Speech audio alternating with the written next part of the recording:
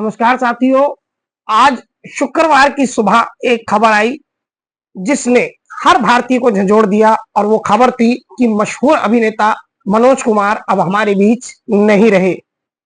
दोस्तों, उनके निधन पर आज उनके जीवन से जुड़ी बातें, किस तरह वो शाहरुख खान से नाराज हुए, उनको कौन कौन से अवार्ड मिले, उनका फिल्मी कैरियर कहां से शुरू हुआ, उनका असली नाम क्या था, उनके तीन तीन नाम क्यों पड़े और ये मनोज कुमार नाम उनको किसने दिया, ऐसे ही तमाम पहलुओं पर आज हम उनकी चर्चा करेंगे और याद करेंगे उस चरित्र अभिनेता को जिसने कितनी शालीनता से अपना बॉलीवुड का जो जीवन काल था वो जिया। वो एक ही बात से आप अंदाजा लगा सकते हैं कि आज तक उन्होंने कैमरे के आगे कभी किसिंग सीन नहीं किया और जिस तरह उन्होंने अपनी देशभक्ति और देश को सिनेमा के जरिए प्रस्तुत किया, उसकी सराहना खुद बॉलीवुड के शहंशाह अमिताभ बच्चन भी करते रहे हैं। और आपको बता दें कि मनोज कुमार का आज सुबह 87 वर्ष की उम्र में मुंबई स्थित कोकिलाबेन धीरूभाई अंबानी अस्पताल में निधन हो गया। उनका जन्म 24 जुलाई 1937 को, जब भारत ब्रिटिश वाला भारत था, उस वक्त अबोटाबाद जो कि पाकिस्तान में है, उनका जन्म वहां हुआ और उसके बाद सन 47 में बंटवारे के बाद उनका परिवार दिल्ली आ गया, जहां दिल्ली यूनिवर्सिटी के हिंदू कॉलेज से उन्होंने स्नातक की पढ़ाई की। आपको बता दें कि मनोज कुमार ने अपने जो पहला करियर शुरुआत की अपने करियर की, वो फैशन फिल्म से की, जिसमें उन्होंने 80 साल के एक बुजुर्ग की भूमिका निभाई। साल 1957 में आई फिल्म फैशन में उन्हें एक रोल दिया गया जो एक बूढ़े व्यक्ति का रोल था और यहीं से उन्होंने अपने करियर की शुरुआत की। उसके बाद उन्होंने हरियाली और रास्ता जो साल 1962, वो कौन थी साल 1964, गुमनाम साल 1965, शहीद 1965, उपकार 1967, पूरब और पश्चिम साल 1970 और एक चर्चित फिल्म रोटी कपड़ा और मकान, और इसके बाद 1981 में क्रांति जैसी सफल फिल्मों में अभिनय करके उन्होंने अपनी एक्टिंग का तो लोहा मनवाया ही, साथ में देशभक्ति का भी संदेश दिया। दोस्तों, 1957 से लेकर साल 2000 के बाद तक वह जिस तरह सक्रिय रहे, क्योंकि महज एक्टिंग ही नहीं, लेखन, पटकथा और निर्देशन में भी उन्होंने अपने हाथ आजमाए। यही वजह रही कि फिल्मों को उन्होंने लंबा समय दिया और बॉलीवुड में वह अंत तक बने रहे और एक ऐसे चरित्र अभिनेता जिनके चरित्र पर कभी दाग नहीं लगा। साल 1992 में पद्मश्री और साल 2015 में उन्हें दादा साहब फाल्के पुरस्कार दिया गया। आपको बता दें कि किसी भी बॉलीवुड स्टार के लिए दादा साहब फाल्के, जो कि बॉलीवुड के पितामह कहे जाते हैं, उनके नाम पर जो अवार्ड दिया जाता है, ये अपने आप में सर्वोच्च अवार्ड है किसी भी बॉलीवुड हस्ती के लिए। दोस्तों, असल जीवन में जब मनोज कुमार का जन्म हुआ तो उनका जन्म से नाम था हरिकृष्ण गिरी गोस्वामी और दिलीप कुमार साहब की एक फिल्म आई शबनम, जिसमें उन्होंने मनोज नाम के व्यक्ति का रोल प्ले किया और वो रोल इतना उन्होंने दमदार तरीके से निभाया और उनके जो व्यक्तित्व था उस पर इतना फिट बैठा। तो उस समय कुमार का दौर भी था, जैसे राजेंद्र कुमार, मनोज कुमार बाद में आए, इस तरह से नाम चलते रहे। तो उन्होंने इसी का एक वो अपना करके उस फिल्म से प्रभावित होकर अपना नाम मनोज कुमार रख लिया, क्योंकि दिलीप कुमार साहब की फिल्म थी और दिलीप कुमार साहब का भी आप जानते हैं कि नाम यूसुफ है, लेकिन फिल्मों में उनका नाम दिलीप कुमार है। वैसे ही मनोज कुमार का असली नाम हरिकृष्ण गिरी गोस्वामी था, जो फिल्मी पर्दे पर फिल्म शबनम से मनोज कुमार हो गया। उसके बाद जब लाल बहादुर शास्त्री ने नारा दिया कि जय जवान जय किसान, तो वह इस पर फिल्म बनाना चाहते थे और उन्होंने इसी बात को ध्यान रखते हुए उपकार फिल्म बनाई उस समय। और उपकार फिल्म में एक किसान और फौजी दोहरी जो कर्मठता होती है, जो उनकी ड्यूटी होती है, उसको दिखाया है और यह फिल्म इतनी ब्लॉकबस्टर रही कि इसके बाद उनको लोग भारत कुमार के नाम से ही पुकारने लगे, क्योंकि उपकार फिल्म में उनका रोल इसी तरह का था, जिसके बाद जो कैरेक्टर था उनका, वो भारत कुमार, वो उनको मिल गया। मनोज कुमार की शादी शशि गिरी गोस्वामी से हुई, जिससे उनके दो बेटे हुए, कुणाल और विशाल गोस्वामी। देखिए, किसी भी कैरेक्टर निभाने वाले अभिनेता के लिए बहुत बड़ी बात होती है कि साल 1967 में आई फिल्म उपकार के बाद में मीडिया भी उन्हें भारत कुमार कहने लगा और दर्शक भी उन्हें भारत कुमार कहने लगे। उसके बाद उन्होंने अपना नाम ही भारत कुमार उपनाम कर लिया। तो ये एक दर्शाता है कि कितनी गहराई से उन्होंने अपने इस अभिनय जो करेक्टर था उनका उसको रोल प्ले किया और उसमें जान फूकी।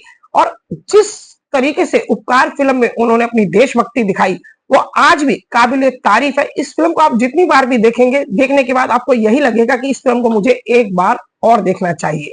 साल 1981 में आई क्रांति, जिसमें दो दिग्गज स्टार दिलीप कुमार और मनोज कुमार एक साथ पर्दे पर नजर आए। और आपको बता दें कि इस फिल्म की कहानी सुनाने के लिए दिलीप कुमार साहब को खुद मनोज कुमार गए थे। और इस फिल्म की कहानी सुनाने के बाद उन्होंने दिलीप कुमार साहब से कहा कि अगर आप नहीं आए तो क्रांति अधूरी रहेगी। उनके इस अनुरोध को दिलीप कुमार साहब ने स्वीकार किया और उसके बाद इस फिल्म ने सफलता के कितने झंडे गाड़े ये बताने की आवश्यकता नहीं है। साल 1981 में आई इस फिल्म के गीत बड़े मशहूर हुए और खुद मनोज कुमार भी इस फिल्म से एक अच्छा खासा जो है मुनाफा कमा कर गए, क्योंकि यह फिल्म सुपर डुपर हिट रही थी। और इसमें जितने भी कलाकार थे वो दिग्गज कलाकार थे, हेमा मालिनी रही या दिलीप कुमार हो, मनोज कुमार हो, शत्रुघ्न सिन्हा साहब हो, तमाम वो लोग, उनको एक नई पहचान मिली फिल्म क्रांति से। मनोज कुमार का जीवन राजनीतिक विवादों से भी जुड़ा रहा। आपातकाल के दौरान उन्होंने एक फिल्म बनाई जिसमें ये कयास लगाए गए कि ये सरकार के समर्थन में है, इस वजह से उन्हें उस समय राजनीतिक आलोचना भी झेलनी पड़ी।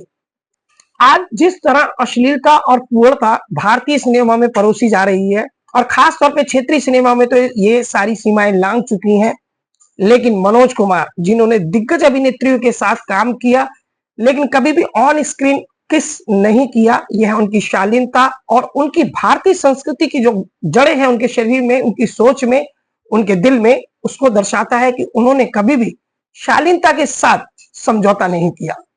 और उनकी यही शालीनता उनकी एक करियर की हिट फिल्म पूरब और पश्चिम में दिखाई देती है। और वहां एक डायलॉग जो आज भी लोगों की जुबान पर है, जिसमें वो कहते हैं शायरा बानो से, जब उन्होंने मिनी स्कर्ट पहनी होती है तो वो कहते हैं कि ये कपड़े पहनना क्या प्रगति की निशानी है या फिर पतन की। ये डायलॉग आज भी उतना ही सार्थक है और उतना हिट है।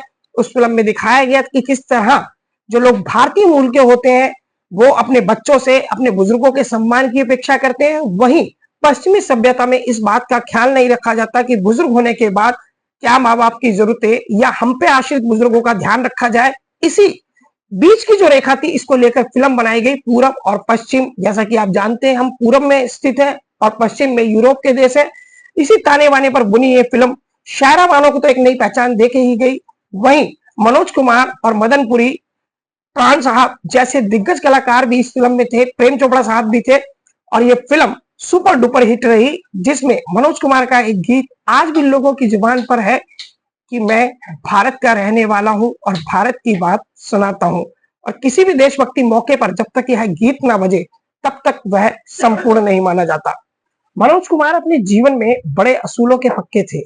एक बार सेंसर बोर्ड से उनकी फिल्म रोटी कपड़ा और मकान में एक डायलॉग था, क्या से ये कैसे हो गया।